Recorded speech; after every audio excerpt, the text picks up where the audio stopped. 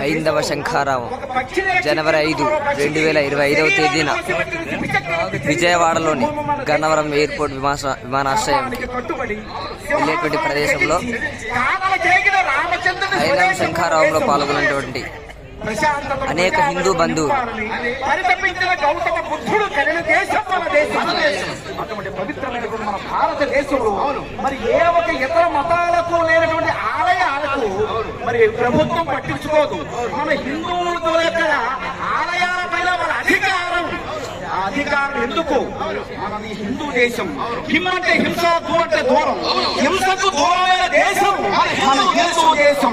హిందువులుగా గర్వించు, హిందువుగా పుట్టేందుకు గర్వించు, హిందూ మతాన్ని ఉద్ధరించు, హిందూ మతంగా జీవించు. హిందూ ఆలయాల పైన అనేక రకమైనటువంటి దాడులు జరుగుతూ ఉన్నాయి సోదరా.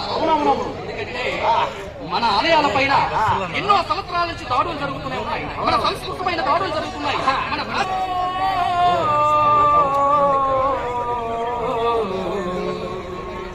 రథములకు నిప్పు పెట్టేరా, రాళ్ళతో దాడులు చేసేరా, రామతీర్థమున రాముని విగ్రహము నరికాలే.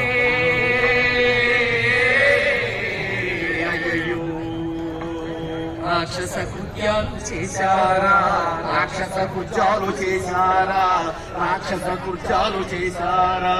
వందలాదిగా విగ్రహాలపై దాడులు జరుగుతుంటే అయ్యయ్యో, విజయనగరంలో ఉన్నటువంటి రామతీర్థంలో పుణ్యక్షేత్రంలో రాముని విగ్రహం తలకాయ నరికేస్తే ఎంతో మంది మన హిందువులు మనోభావాలు దెబ్బతింటున్నాయి.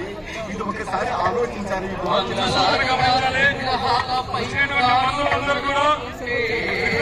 తెలుగు కళలలో చాలా ప్రాచుర్యం పొందినటువంటి బుర్రకథ ప్రదర్శన తిరిగించగలరు.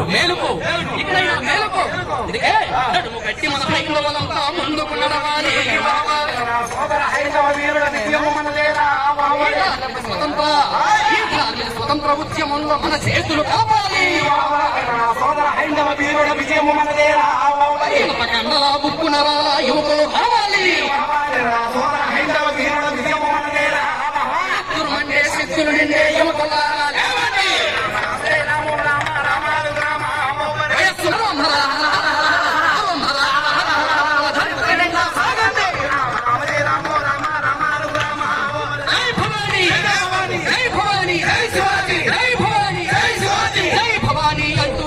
శివాజీ మహారాజు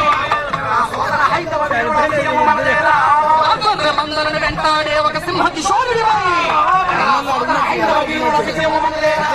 ఈ దేశ రక్షణకు ధర్మ రక్షణకు శంఖారావం పూరించు.